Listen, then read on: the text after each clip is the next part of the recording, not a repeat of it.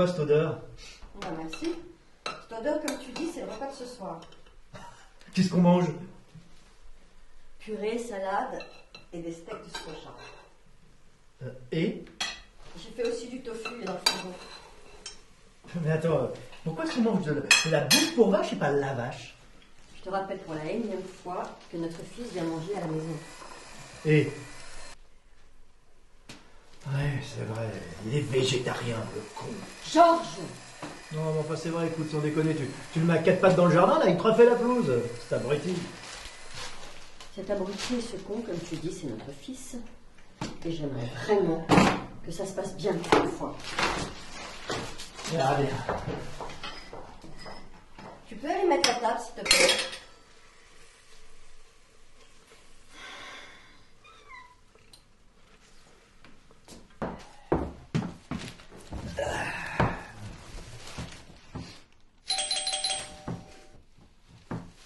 La porte! Peux pas. Georges!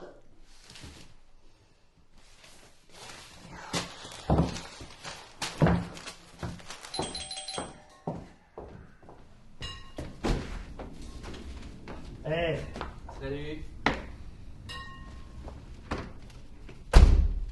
regarde qui est là, chérie. Ton fils. Et aussi ton fils. Comment ça va, mon chéri? Tu as fait un bon voyage? Ça va. Le trajet était long et chiant, mais bon. J'ai pu travailler un peu. Ah, et tu as fait ce que tu voulais? Ça sent vachement bon, dis-moi. Qu'est-ce que tu nous as fait? Qu'est-ce qu'elle ne nous a pas fait, plutôt?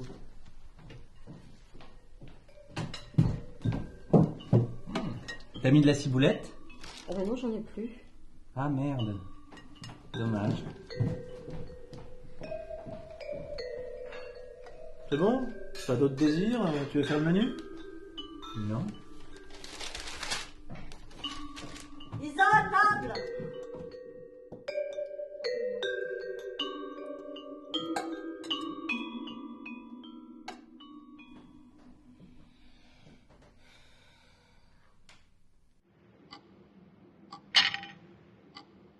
Alors, le gars, sans déconner, je lui dis, c'est pas la fin du monde!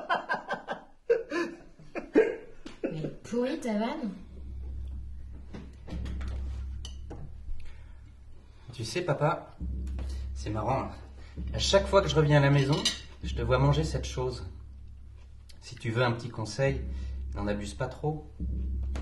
Tu risques un dysfonctionnement cardiaque des artères coronaires, ce qui va détruire tes cellules musculaires et te plonger dans une nécrose myocardique.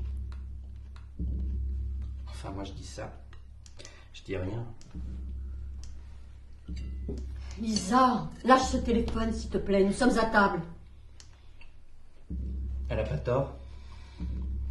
Tu risques de développer une sensibilité électromagnétique. Ou si tu préfères, une électro-hypersensibilité. Ça s'appelle aussi un syndrome d'intolérance au champ électromagnétique. Ça peut te conduire à des rougeurs, des picotements, de la fatigue, palpitations cardiaques. Vas-y, ferme ta gueule. Une langue? Bravo! Lisa! Ah, mais vous commencez à me gonfler, putain. Eh ben ne t'inquiète pas, t'as pas besoin de faire grand chose pour que ça se voit. Mais tu vois, j'ai un message hyper important là. Eh bien tu le regarderas quand nous aurons fini de manger. Je pense de manger ton truc. Silence! Écoutez! Nous interrompons notre programme pour un flash spécial de dernière minute. On vient de nous signaler une éruption volcanique du massif Tamu, sûrement la plus grosse de l'histoire, qui est en train de modifier considérablement les plaques tectoniques, ce qui va causer un changement sur la fonte des glaces et le craquage au niveau du sol. Je vous rappelle que le massif Tamu est le plus gros volcan sur Terre et sans doute l'un des plus gros du système solaire. C'est quoi cette histoire? The streets are packed with people here to demonstrate against the American government. Oh my god. Michael, they just vandalized the Capitol. People are going crazy. Alors j'ouvre le débat. Est-ce la fin du monde? Je demande, Philippe. Merci Bertrand. L'apocalypse est inévitable. Nous savons que la Terre disparaîtra d'environ 4 milliards d'années. Mais selon William Sager, océanographe, des phénomènes naturels pourraient mettre fin à notre civilisation du jour au lendemain. Mais Je suis au cœur de ce volcan, Hélène, et c'est incroyable. Le massif Tamu est le volcan le plus surveillé de l'océan Pacifique, formé il y a environ 145 millions d'années. Tout autour, on peut voir l'eau en train de bouillir, et cet énorme nuage de... Mais... Attendez, on dirait que...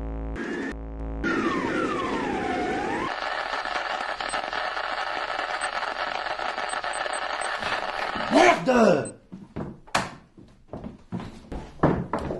Enfin, vous allez pas croire à ces conneries quand même. Vous en faut pas beaucoup pour flipper, non? Bon, allez, passez-moi vos assiettes. C'est quand même pas normal cette histoire. Papa, c'est du vu et du revu, toutes ces histoires d'apocalypse. C'est du bourrage de crâne pour faire peur aux gens. Oh, la fin du monde est proche, le jugement dernier, tout ça. Je suis pas formaté, moi. J'achète pas ça. Et je vais te dire... Ok. Là, je flippe. Georges? Ok, donne-moi ton téléphone. Il y a des torches dans le tiroir. Ah merde! Ça, c'était moi. Papa? Eh, tiens. Tiens.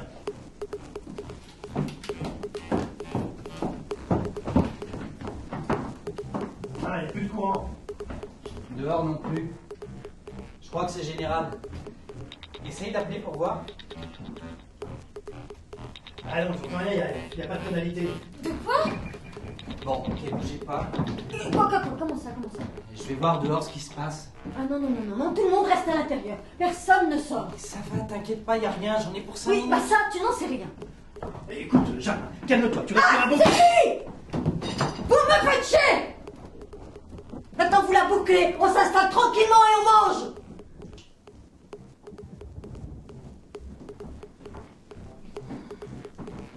Ah, ça! Non. Ne touche pas! Toujours à donner des leçons, le monsieur je sais tout, l'homme qui bouffe des feuilles matin, midi et soir, tu nous emmerdes, Oscar! T'as beau être mon fils, tu m'emmerdes. Pas un merci. Aucune reconnaissance pour tout ce que j'ai donné afin que tu puisses t'en sortir. Tu arrives dans ma maison. Tu prends aucune nouvelle. Pas un coup de fil en 3 mois. Tu veux que je te dise, reste dans ta merde. T'as changé, Oscar, et pas en bien. Même pas capable de ramener une femme. Ah, toi, ma fille. Enfin, quand je dis ma fille, j'ai plutôt l'impression de parler à un forfait mobile. C'était quand la dernière fois que tu m'as parlé?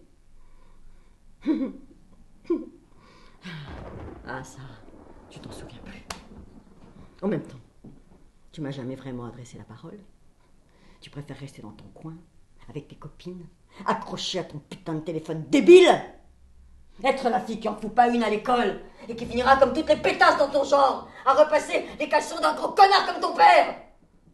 Jeanne. Merde! Ça sert à quoi de faire des gosses? Jeanne. Alors toi, je t'ai gardé pour la fin. J'ai été heureuse 24 ans. Et puis je t'ai rencontré 23 putains d'années. Avec un connard qui rentre le soir, qui pose son gros cul sur le canapé, qui tire la tronche toute la journée et qui ne fait que se plaindre. Ah, monsieur n'aime pas sortir les poubelles.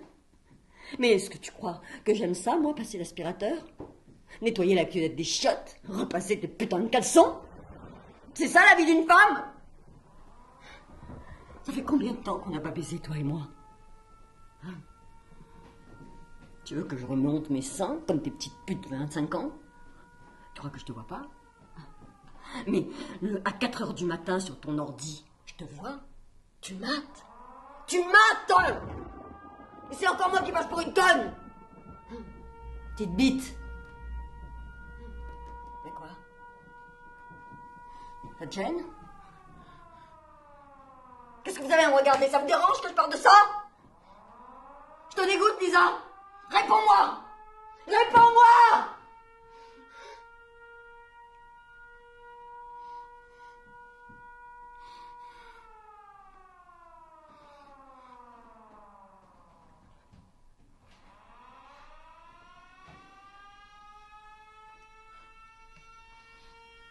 Je vais pas mourir.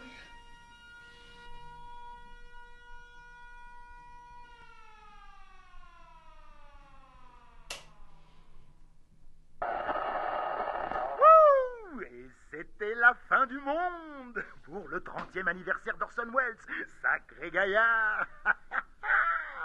Very well. L'Orson souhaiter une bonne nuit, ainsi qu'une merveilleuse soirée. Et pour rester dans l'ambiance, on se quitte sur un nouveau titre apocalyptique. Bonne nuit.